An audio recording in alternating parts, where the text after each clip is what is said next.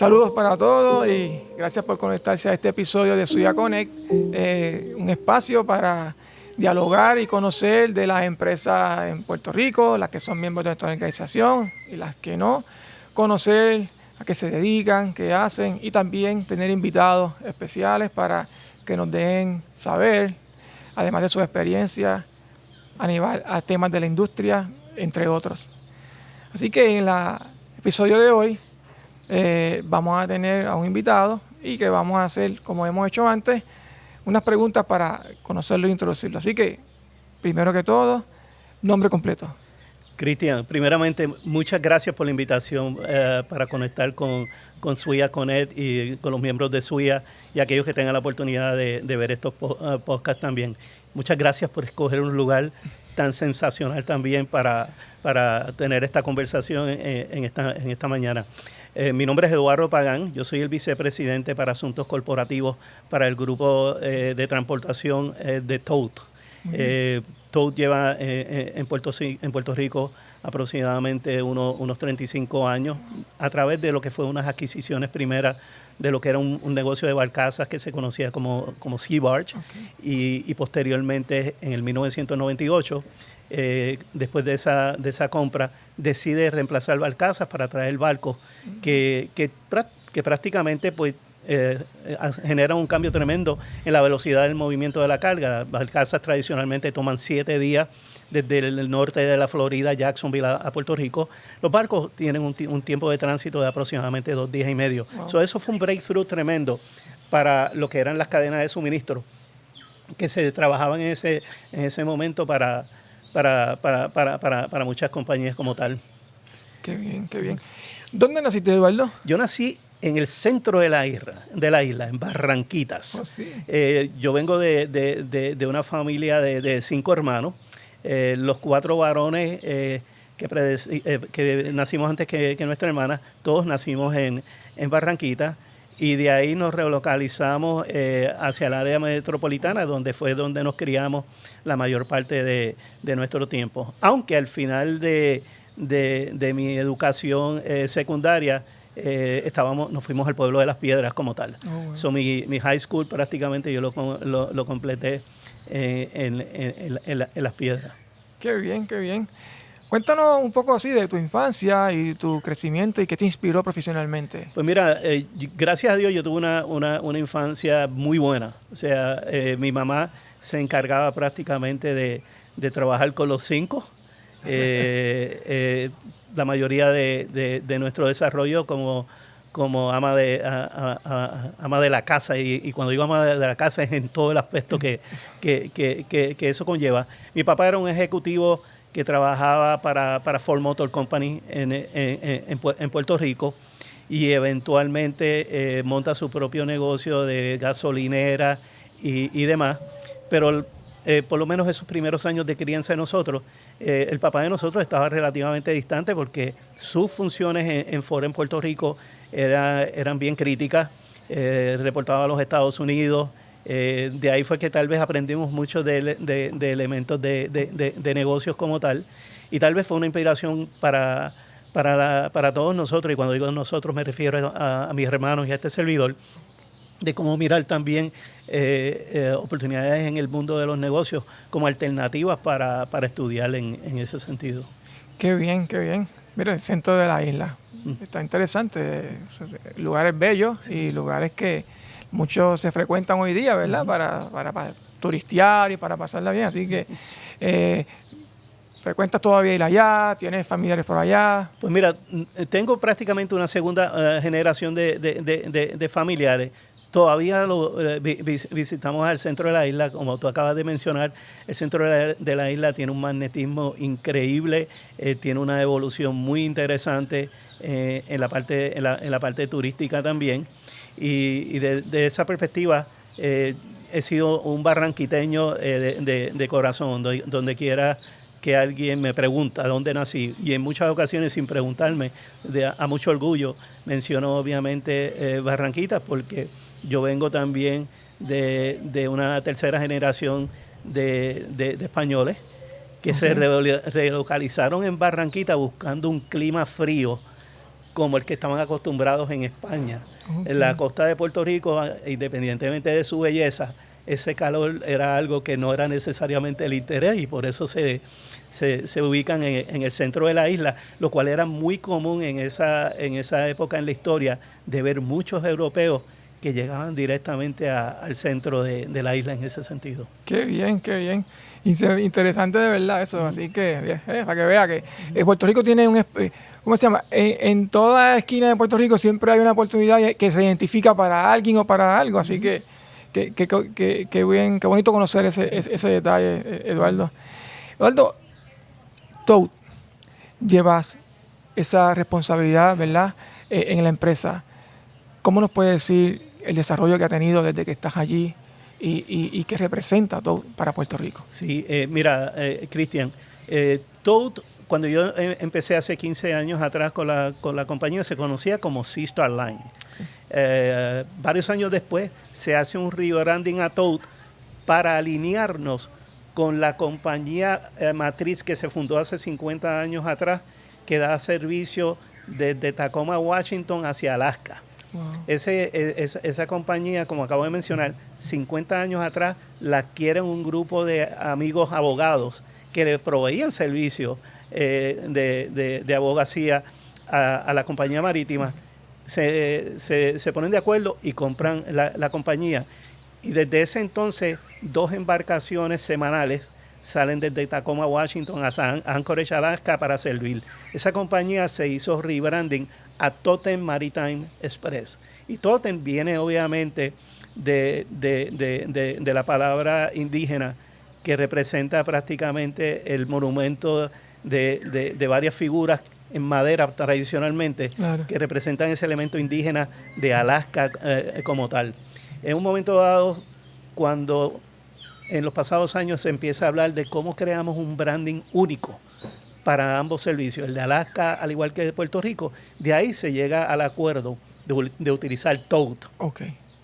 Le quitas la M, eliminas el elemento Totem que no es aplicable a Puerto Rico, pero en el caso de Alaska, ya con un branding tan fuerte, no era un problema significativo crear de esa forma también se unifica más también el sentido de servicios comunes que se pueden tener entre ambas corporaciones y ese back office se integra de una forma tremenda, generando unos ahorros que eran bien significativos. La cartera de clientes no. Uno puede pensar, wow, a lo mejor hay muchos clientes que son comunes en Alaska como los pueden ser comunes en Puerto Rico. Y son un puñado nada más de clientes que son comunes. Y son los principales retailers que tenemos en ambas jurisdicciones. Obviamente cuando estás hablando de Walmart, estás hablando de Home Depot, estás hablando de Costco. Fuera de eso, el resto de los clientes son totalmente diferentes. Okay. El trade de Puerto Rico tiene importadores y exportadores que en su mayoría no están en Alaska y viceversa en ese sentido. Qué bien, qué bien. Interesante de cómo de una jurisdicción de allá y otra acá y cómo conectan. Pero eso me trae también a pensar cómo desde acá se le puede dar servicios, ¿verdad? O a jurisdicciones que no estén necesariamente oficialmente en Puerto Rico, la capacidad humana y la capacidad de puertorriqueños de poder también estar listo para ofrecerle a estos otros negocios que de acá se pueden hacer las cosas. Así que me parece fantástico escuchar eso, de verdad que sí. Era muy obvio y muy lógico. Cuando tú tienes, 2 jurisdicciones independientes, pero los principios de negocio al final del día son los mismos. Y cuando se habla de buenas prácticas de negocio, en su mayoría son aplicables también para ambos. No se trata nada más de ahorrar en servicios integrados de lo que es el back office de una y de la otra, en gran medida unificados, de servicios prácticamente en el área de recursos humanos, en el área de finanzas, que nuevamente se pueden correr prácticamente con una sola plataforma. Es que también las cosas buenas que se hacen en un lugar y las que se hacen en el otro son compartidas. Comercialmente hablando, lo que son mejores prácticas para lo que es el área de venta, para lo que es el área de servicio al cliente, todos esos principios se explotan tremendamente esa sinergia para asegurarnos de que si yo le estoy sacando mucha ventaja a esto en un trade, ¿por qué no lo ha aplicado en el otro? Si tiene una gran oportunidad de hacerse de esa forma. Y te estoy hablando de que el 80% de muchas de las iniciativas de cómo seguir trabajando en mejora continua son aplicables a ambos trades. Una isla enorme, Alaska con alrededor de 800,000 habitantes, Puerto Rico una isla pequeña con 3 millones de habitantes. Y no deja de ser interesante porque la dinámica y la dificultad que representa no estar continuamente pegados al resto de los Estados Unidos son muy parecidas en muchos elementos. Aparte que culturalmente hablando, la gente de Alaska tiene una gran similitud a nuestra gente de Puerto Rico en su forma de cómo manejar no solamente el ambiente de negocio, pero en lo personal son personas excepcionales también, sí, en ese sentido. Qué bien, qué bien. Diciéndome eso, pues has podido estar allá. Ahí aprovechar la comunidad puertorriqueña allá, ¿has visto si nos puedes decir algo de eso? Sí, claro, mira, la comunidad puertorriqueña principal que tú te puedes encontrar en Alaska llegaron por el servicio militar. Okay. Puertorriqueños que estaban en las Fuerzas Armadas de los Estados Unidos y que en un momento dado los relocalizaron en Alaska. Y interesantemente hablando, muchos llegaron a su periodo de retiro en Alaska y se han quedado en Alaska. Se han quedado. Y ese es en promedio el puertorriqueño que te puedes encontrar allá. Un puertorriqueño que se encontró con unas condiciones muy parecidas en muchos aspectos a Puerto Rico, excepto el clima. Claro, claro. El clima es la gran diferencia. Pero las otras condiciones han sido tan y tan favorables que la mayoría de ellos no regresaron a la isla. Okay. Y ya han formado una segunda y una tercera generación en Alaska en ese sentido. Qué bien, qué bien. Gracias por esos datos, de verdad, que muy interesante. Eduardo, Todd Maritime, en la industria que ustedes atienden. Puerto Rico, ¿cómo está Puerto Rico en la industria marítima, en lo que ustedes ofrecen, verdad? Sabemos que somos un punto estratégico dentro de lo que es, ¿verdad?, nuestro espacio. ¿Qué me puedes decir de eso? Mira, para darle un poquito de contexto a tu pregunta, yo creo que hay que traer un elemento histórico. Ya. Particularmente de lo que es este trade moviendo carga desde los Estados Unidos a Puerto Rico y desde Puerto Rico hacia los Estados Unidos. No se toca ninguna otra jurisdicción. Okay. Y esto pues prácticamente está cubierto bajo las leyes de Jones-Act, okay, que también se conocen como las leyes de cabotaje. Okay. El mejor periodo de carga moviéndose de Estados Unidos a Puerto Rico y de Puerto Rico a los Estados Unidos se vivió en la época de glorias, y la puedo llamar de esa forma, de las compañías 936 en Puerto Rico. Para esa época, donde se estimaba también que Puerto Rico tenía cerca de 4 millones de habitantes, de Estados Unidos a Puerto Rico se movían un promedio de 350,000 contenedores al año. Y saliendo de Puerto Rico hacia los Estados Unidos, en esa época, alrededor de unos 85,000 contenedores. Una parte significativa de ese número eran los productos manufacturados en Puerto Rico, claro, que iban hacia los Estados Unidos para sus diferentes destinos en los Estados Unidos. Una vez empieza a caer las compañías 936, una vez que empieza a haber un decrecimiento poblacional en Puerto Rico, esos volúmenes han bajado al punto de que hoy en día estamos hablando de aproximadamente unos 200,000 contenedores bajando versus 350 en ese momento. Y saliendo de Puerto Rico hacia los Estados Unidos, estamos hablando de aproximadamente unos 50,000 contenedores, de lo que fue en un momento dado 85,000 contenedores.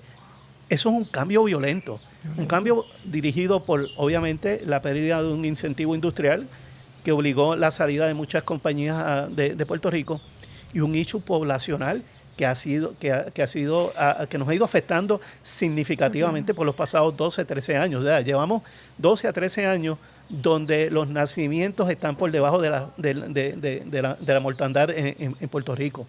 Ese factor de por sí ha sido muy difícil. La situación económica ha obligado también a puertorriqueños a relocalizarse, particularmente en los Estados Unidos. Y ese nivel de consumo que hacían muchos de estos amigos puertorriqueños, ha caído también. Y eso pone a una industria como la de nosotros en una situación bien difícil, porque la industria marítima es una de las industrias de mayor capital intensivo de inversión. Cuando tú hablas de 2 barcos promedio por compañía, cuando tú hablas de todos los equipos asociados para mover contenedores, ya sean grúas, ya sean reach stackers, ya sean montacargas y demás, tú estás hablando de que una operación de esa naturaleza puede costar más de 750 a $1 billón. Wow. Y si tú no tienes suficiente volumen para poder repagar ese tipo de inversión, es un reto violento. Y es un reto que, al igual que muchos otros negocios en Puerto Rico, le ha tocado vivir lo que significa una concentración de menos y menos y menos compañías. Si tomamos nuevamente como referencia, época de 936, ¿cuántos bancos había en Puerto Rico? Sobre 10 bancos existían en Puerto Rico. Compañías de telecomunicaciones, más de 10 compañías de telecomunicaciones. Hoy en día realmente lo que tenemos son 3 bancos, aunque hay 2 bancos más o menos, pero son unos volúmenes extremadamente pequeños.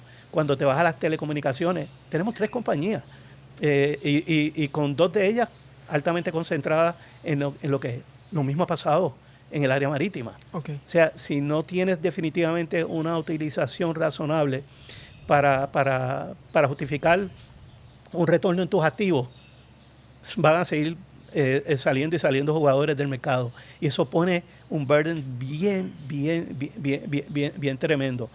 A eso, al presente, tenemos que lidiar con la realidad de lo que está sucediendo. Y tal vez lo más imperativo, si vamos a hablar de hoy, sí, es el combustible.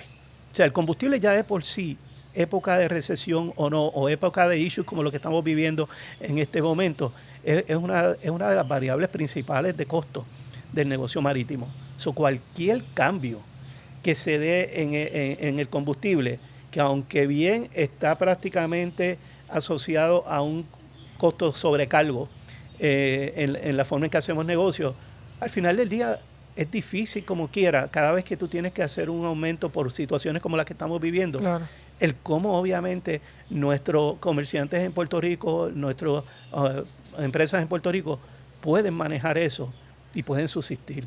Y lo que nosotros estamos viviendo en este momento es bien difícil, porque recientemente en preguntas que me hacen me dice, ¿cómo está el movimiento de carga? Pues lamentablemente el movimiento de carga está teniendo una contracción.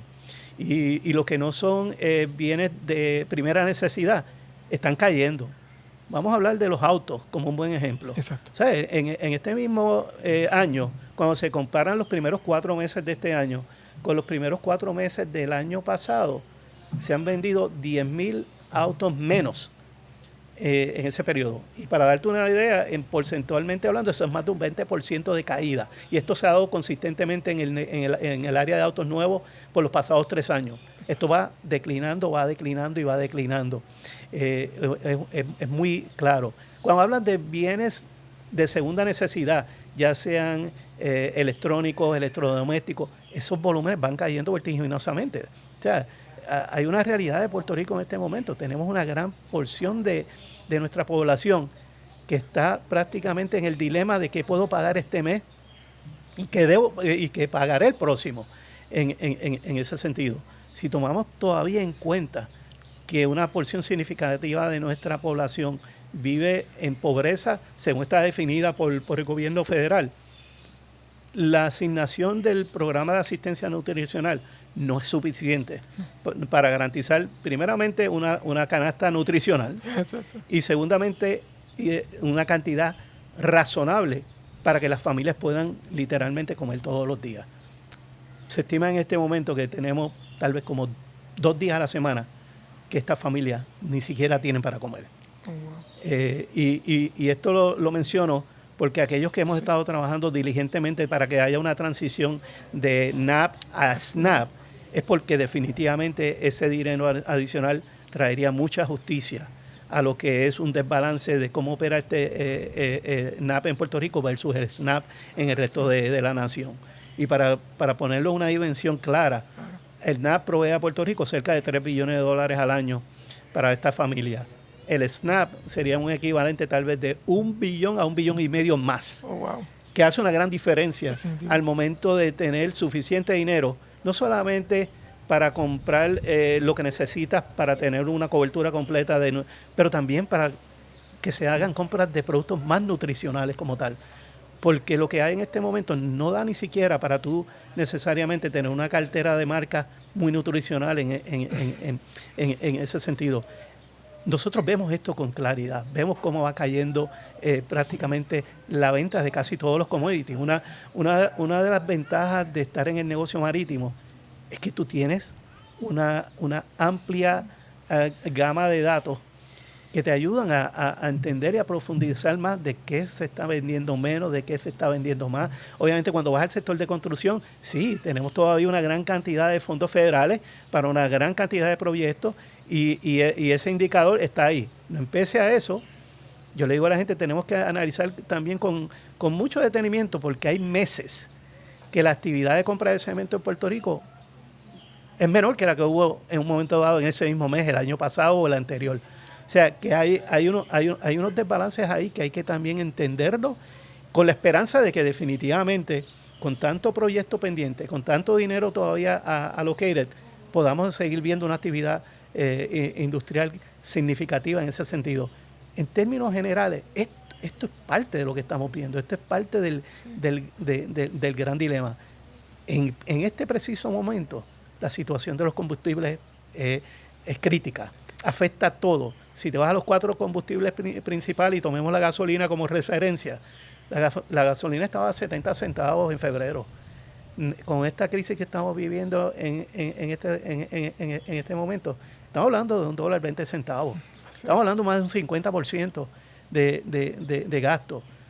Hay personas que ayer me comentaban en otro foro que yo estaba, que muchos empleados están empezando a pedir a los patronos el volver para atrás a trabajar desde las casas. O sea, el incremento en gasolina para poder llegar a su taller de trabajo le está causando un serio problema. Y la experiencia que nos dio obviamente la pandemia, de que muchas funciones se pueden hacer desde la casa, aunque posteriormente empezamos a regresar, pues cuando tú te enfrentas con situaciones como esta, hay que reflexionar seriamente. Claro. ¿Qué se puede hacer o no en ese sentido para mitigar? Porque hay una realidad muy simple. Todos esperamos que este tipo de situación se pueda dar en cualquier momento, pero no hay definición de cuándo es y incluso se habla de que cuando empiece un proceso estable, todavía va a tomar unos cuantos meses en poder llegar a donde estábamos anteriormente de toda esta crisis. Es indiscutiblemente el factor más crítico al que estamos viviendo. Tenemos otros factores. Claro. Y uno de ellos te lo comparto rápidamente. Sí. La industria marítima, igual que casi todos los tipos de negocios que existen en Puerto Rico, tiene un issue de escasez de empleados. Y en el caso de nosotros, tal vez no es tan crítico porque las remuneraciones de las posiciones en el negocio marítimo son bien buenas, son bien significativas. Y cuando hablo de remuneraciones, estoy hablando tanto de un salario base como los beneficios más marginales asociados. Si eso no nos pone en una desventaja tan grande como existe en otros negocios. Pero también tenemos un issue de sucesión. Se van retirando empleados. ¿De dónde viene esa próxima capa de empleados? Ante ese reconocimiento, hace ya varios años atrás, nosotros hace 2 años decidimos impulsar un estudio para entender cómo nosotros podíamos contribuir en la creación de mayor interés en los jóvenes en Puerto Rico de seguir carreras relacionadas al área de transportación y logística. Ese estudio que comisionamos a principios del año 24 nos reveló unas informaciones que nosotros jamás y nunca hubiéramos pensado algunas de ellas. Primero que nada, aún a nivel universitario, cuando se le preguntaron a algunos jóvenes que ellos conocían del campo de transportación y logística, tal vez 1 o 2 de 10 podían darte una descripción más o menos. El restante no. Esto incluyendo jóvenes que habían entrado a programas de universidad relacionados al campo de transportación y logística, lo cual inmediatamente te lleva a ¿qué pasó a nivel de escuela superior? ¿Cómo hemos fallado tremendamente en empezar a hablar de lo que son las carreras en el campo de transportación y logística a ese nivel. Cuestión de que ese estudiante de escuela superior pueda tomar una decisión mejor, más formada, de si ese es el campo al que quieren seguir. Claro. So, a raíz de ese estudio, salimos a la academia, a las diferentes universidades de Puerto Rico, para estudiar también dónde estaban sus currículos y sus intenciones de evolución y desarrollo en el campo de transportación y logística.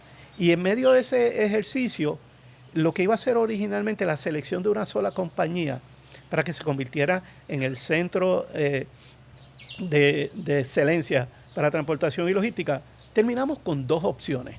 Porque Puerto Rico tiene un elemento geográfico que, aunque la gente no lo quiera entender, y que somos una isla pequeña, sí, sí, tenemos definitivamente un elemento geográfico que es clave. Si vemos el área metropolitana en medio de su concentración de tal vez dos terceras partes de la población de Puerto Rico, el área sur y oeste de Puerto Rico no es menos importante.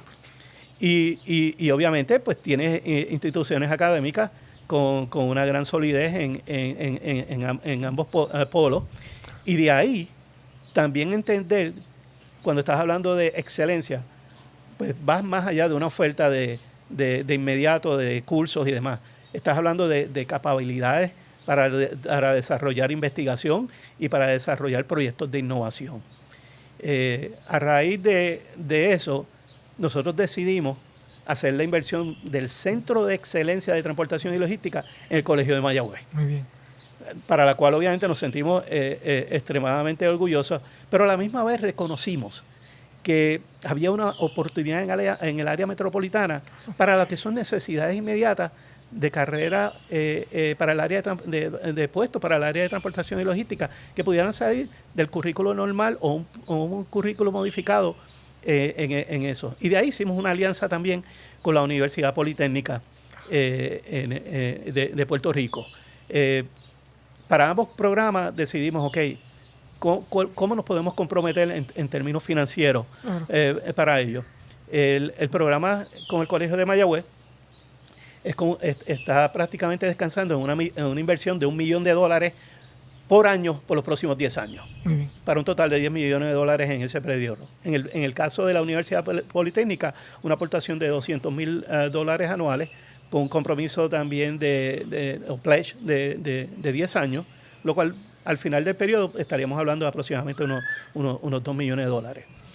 El Colegio de Mayagüez, obviamente cuando estás hablando de un centro de excelencia, nos aseguramos de hacer muchas benchmarks comparativas de las mejores universidades de Estados Unidos con programas de transportación y logística para asegurarnos de que montábamos algo en Puerto Rico, no que fuera a competir, es que fuera a mejorar lo que nosotros vimos en ese proceso, a lo cual estamos totalmente confiados que en un año de implementación del programa en el Colegio de Mayagüez vamos en un pace increíble. El programa de transportación y logística del Centro de Excelencia está basado en 3 principios.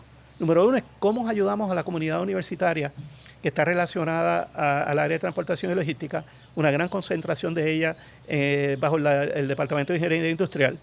Departamento de Ingeniería Civil tiene una porción y el Departamento de Administración de Empresas también tiene otra porción. Lo que vimos rápidamente es que muchos de los currículos estaban bastante en línea con lo que estábamos buscando o con lo que se podía añadir para hacer estos programas más robustos en ese sentido. Y la primera intención del programa es cómo ayudamos a los estudiantes de estos programas a tener más experiencia antes de graduarse. Cómo patrocinamos programas de co-op, pasantías, capstone, seminarios, muchas diferentes iniciativas que pudieran enriquecer más y más a ese estudiante. Cuestión que a la hora de graduarse tengan un currículo o un resumen que sea impresionante. Y lo digo porque yo viví eso. Yo soy ingeniero industrial, graduado de Mayagüez, con una experiencia particularmente desde mi 3er año hasta mi 5º año, de haber trabajado en 5 a 6 diferentes talleres, desde compañías de manufactura, desde banca, desde servicios. Un resumen que antes de yo entrar a trabajar en la industria era impresionante por la magnitud de los trabajos y los proyectos. Eso ha decaído tremendamente en la última década y media, y lo que queremos es reactivar eso y llevarlo a una mejor posición. La segunda fase, vamos a hablar definitivamente de iniciativas que toquen un elemento muy único de Puerto Rico como isla. ¿Cómo montamos definitivamente iniciativas de mayor resiliencia? ¿Cómo montamos iniciativas de mayor eficiencia, de mejora continua? ¿Qué tipos de actividades podemos hacer en esa área para definitivamente robustecer esa área también? Y la última y no menos importante, innovación. Claro. ¿Cómo nos salimos prácticamente del confort o de la caja para embrace lo que son definitivamente nuevas herramientas y nuevas ideas de cómo ser más ágiles? Ahí tenemos inteligencia artificial, ahí tenemos definitivamente una mayor implementación de herramientas en mejora continua, ahí tenemos definitivamente el concepto de alianzas entre diferentes departamentos, entre diferentes industrias, y esa parte es la más excitante. Hay un elemento adicional detrás del centro. El centro en su tercer año se abre también para una oferta para todo el Caribe, en general. Porque cuando vamos prácticamente al Caribe, no tienen ese bench a nivel educativo, y lo que queremos hacer es empezar a traer más personas del Caribe al Colegio de Mayagüez para nutrirse en ese sentido, y también llevar algunos talleres y seminarios al Caribe en ese sentido. En un momento dado, la Universidad de Mayagüez tenía miembros de diferentes islitas que estudiaron ingeniería en Puerto Rico. Una época muy buena también, porque estaba el concepto de las plantas gemelas en muchas islas, que había un ecosistema que nutría tremendamente en ese sentido. Esta es la parte más exciting, si la puedo llamar de esa forma, de lo que nosotros estamos manejando, porque alguien me decía, wow, esa cantidad de dinero. Y yo le dije, mira, nosotros entendíamos que ese era por diseño lo que se necesitaba a base de las conversaciones con ambas universidades, y en el caso del Colegio de Mayagüez, con algo bien montado. Esto no es simplemente una donación de dinero por una donación de dinero. O sea, al final del día hay un scorecard, hay unos KPIs que son fundamentales para demostrarnos que ese reenganche anualmente de $1 millón está haciendo una inversión correcta. Claro. Otra parte súper excitante. Ambas universidades tienen un advisory board. Exacto. De miembros de la industria de Puerto Rico en diferentes categorías. Cuando voy al advisory board del Colegio de Mayagüez, con una intención muy simple y sencilla, no solamente es abrir las puertas dentro del network de ese advisory board para que más estudiantes puedan participar de diferentes programas, pero también son para estos líderes que han sido muy exitosos, compartir qué es lo que está pasando en su sector de negocio, qué elementos son bien positivos y qué necesidades existen a nivel de transportación y logística. Tú tienes, por ejemplo, en el sector de distribución a Edwin Pérez, de Puerto Rico Supply. Cuando te vas a comida, tienes a José Mato, que es el presidente de Plaza Provision. Cuando te vas a biociencia, tienes a Iván Román, que es el principal consultor de PIA. Cuando tienes el sector de dispositivos médicos, tienes a Eric Santiago como parte de esa junta. Cuando te vas al sector de NGOs, tienes a Eduardo Carrera de la plataforma social para Puerto Rico. Y según vamos viendo diferentes sectores de negocios, tenemos un equipo extraordinario de ejecutivos que mínimo 2 a 3 veces al año están proveyendo esta alimentación al centro para eso. El centro está dirigido también por un profesional de la academia de primer orden, que es el doctor Héctor Carlos. Okay. Y el doctor Carlos no solamente nos convenció y nos impresionó con el background que él tenía ya de preparación y de estudios sobre transportación y logística desde Europa, Estados Unidos y Puerto Rico.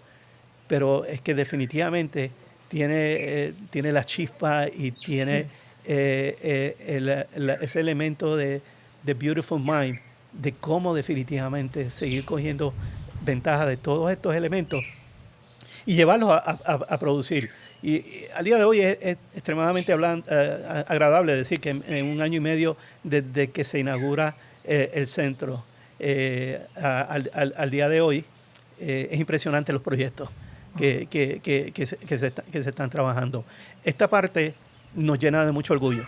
Hay gente, para nosotros fue una sorpresa cuando el presidente de la universidad en ese momento, el rector, nos dicen, esta es la aportación más grande del sector privado al colegio, al sistema universitario de Puerto Rico.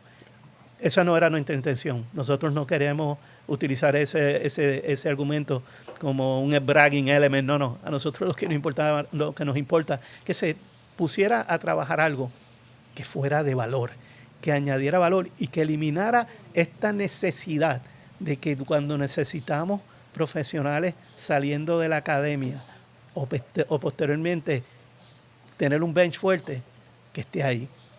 Y ese es el outcome al final del día detrás de esta inversión. Y lo estamos viendo. Estamos viendo una mayor cantidad de patronos patrocinando los co-op, patrocinando los proyectos.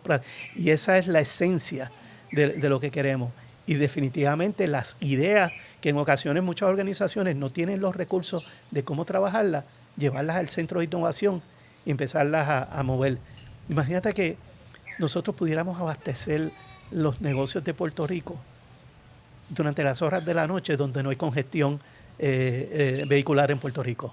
¿Tú te imaginas si podemos sacar todos estos camiones que están transitando durante el día, en su mayoría, a que hagan un suministro en la noche, donde el mismo camión se va a tener una mejor utilización, un menor desgaste, donde definitivamente el negocio va a tener el abasto ya ready cuando se abra el negocio? O sea, es como nosotros exploramos muchas de estas ideas que tradicionalmente en el pasado siempre apareció no, porque no se puede hacer.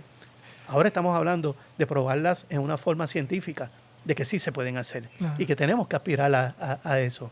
Porque descongestionar nuestras vías públicas durante el día debe ser una prioridad tremenda desde esa perspectiva.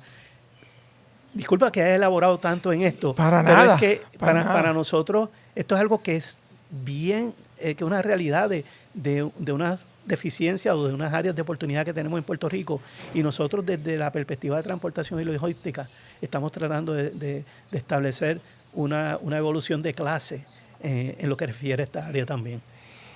Es que definitivamente, Eduardo, y gracias al contrario por darnos toda esta información y por compartirla con los que nos están viendo. Es que definitivamente la empresa privada se tiene que insertar. La empresa privada tiene que formar parte de todo lo que tiene que ver con el desarrollo económico y, entiéndase, educativo, en el ejemplo que nos estás dando. Así que, ¿quién más que la industria que diga, estas son mis situaciones, estas son las oportunidades, tenemos que ir a buscar que eso nos llegue, que eso se desarrolle, que eso se produzca?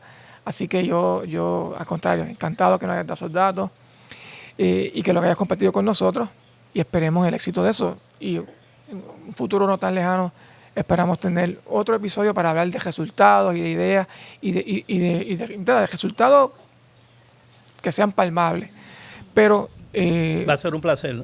Y particularmente el doctor Carlos, sí, va a ser una fuente de elementos granulares exactamente de qué es lo que está pasando y cuán bien obviamente estamos obteniendo estos resultados que esperamos en ese sentido. No quiero dejar de pasar, te mencioné varios nombres de miembros de junta. Sí. Cuando vamos al área de Produce, Gualberto Rodríguez, okay, una contribución tremenda. Cuando vamos al área de restaurantes rápidos de comida, Fernando Oliver, también de Burger King. Uh-huh.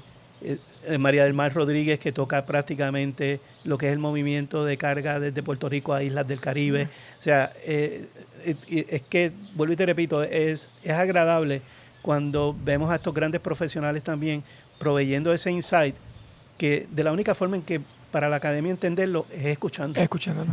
Y también para nosotros como miembros de Junta, ayudando a facilitar ese proceso de conseguir compañías que auspicien. Esto es un ask bien especial que hago y aprovecho también el podcast. O sea, necesitamos, tú lo acabas de decir claramente, Cristian, definitivamente esto no funciona si no nos unimos. El sector privado, al final del día, tiene la mayoría de los activos de cómo se mueve este país. Claro. Y el gobierno no los tiene. Es una realidad. Incluso cuando salimos a manejar emergencias en Puerto Rico, la mayoría de los activos para manejar emergencias en Puerto Rico están en el sector privado. Claro. No están en el gobierno. Y por eso tenemos ese deber en el sector privado.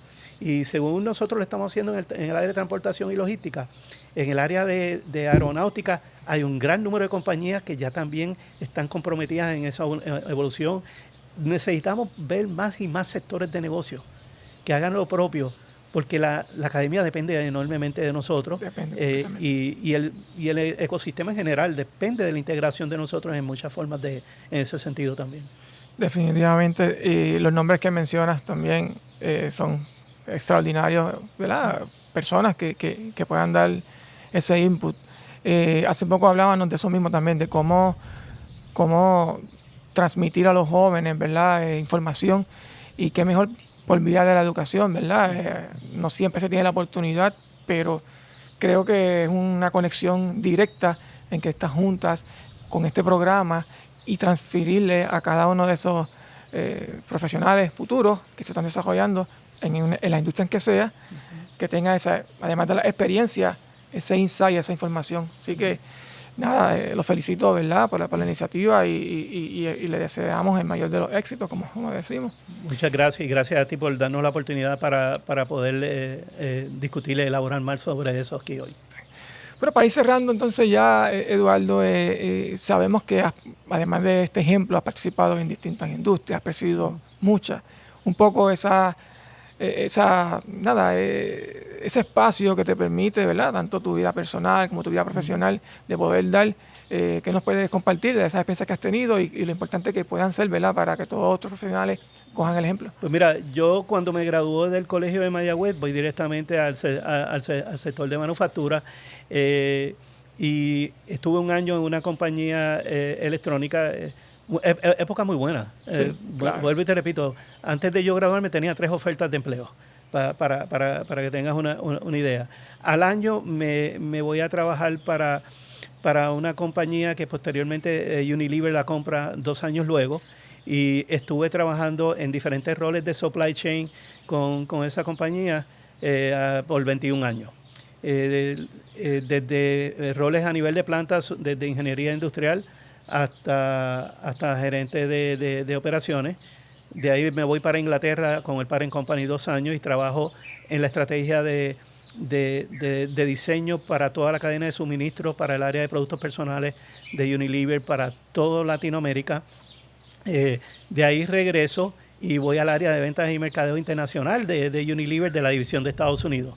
De ahí cojo una pausa de estar el 80% de mi tiempo en el aire y tomo la posición de gerente general de las plantas de ellos en Puerto Rico. Una carrera extremadamente exitosa, gracias a Dios por la oportunidad que me dieron de desarrollo.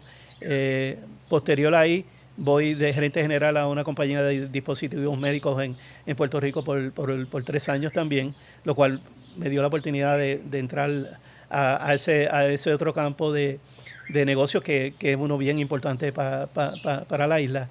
Y de ahí decidí cogerme un descanso y montar mi propia organización de consultoría, para la cual estuve haciéndolo por 4 años de forma muy exitosa, hasta que de repente aparece este cliente que viene con un reto extraordinario de lo que estaba pasando, y reconocí que no había forma de trabajar un proyecto exitoso si no aceptaba el approach que ellos me hicieron de irme a trabajar. Y ahí entro a System Line, a la compañía marítima.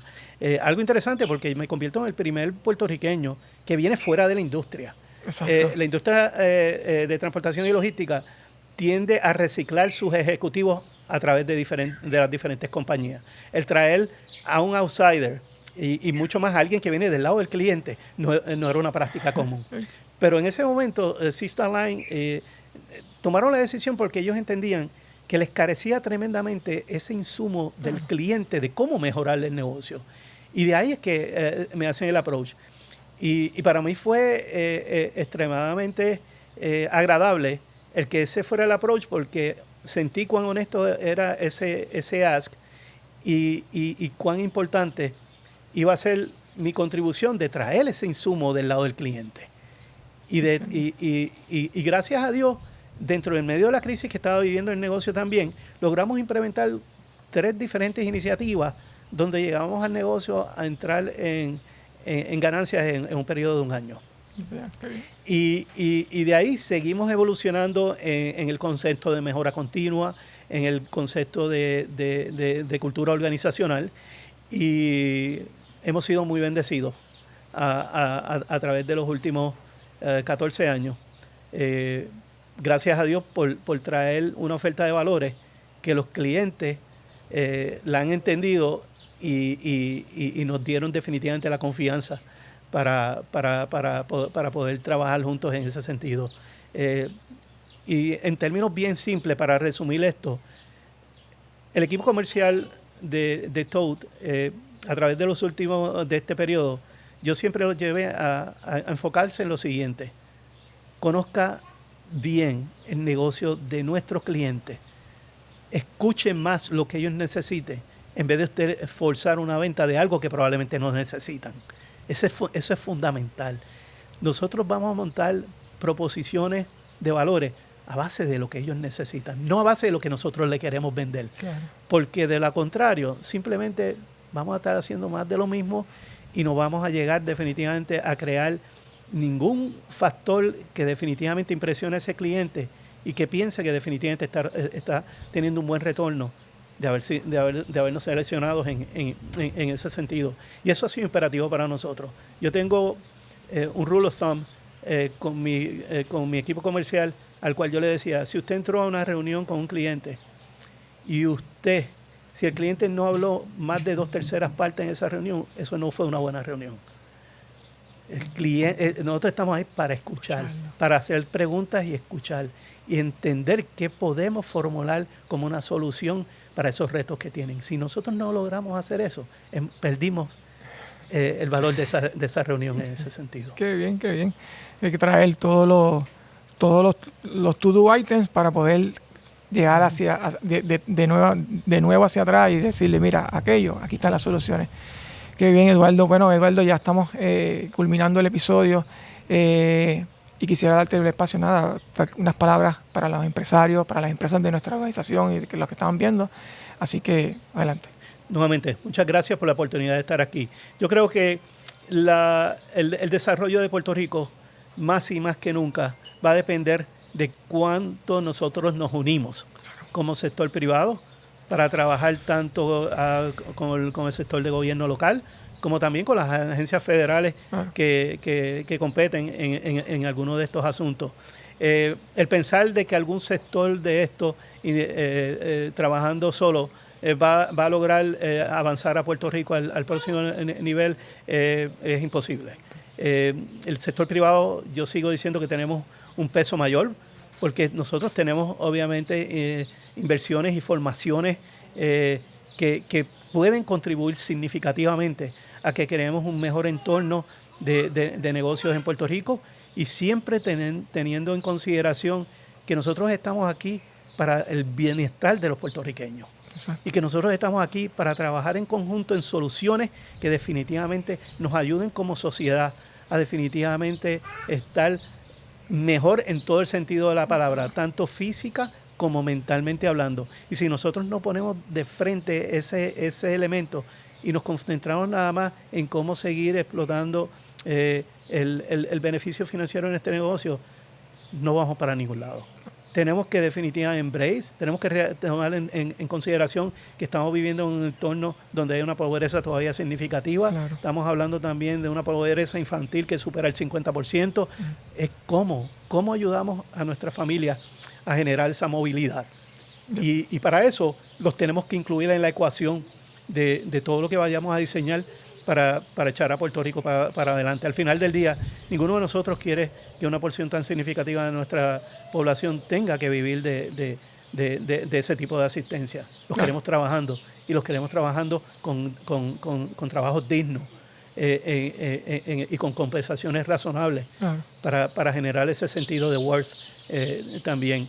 Yo estoy sumamente positivo, optimista, de que somos muchos los líderes en el sector privado que estamos entendiendo esto con mayor claridad y estamos comprometidos a crear un mejor Puerto Rico en ese sentido. Excelente, qué mejor cierre. Gracias, Eduardo, nuevamente. Y a ustedes, espero que este episodio les haya agradado. Su anfitrión, Cristian Vera. Nos vemos en el próximo episodio. Denle like y share y hasta la próxima.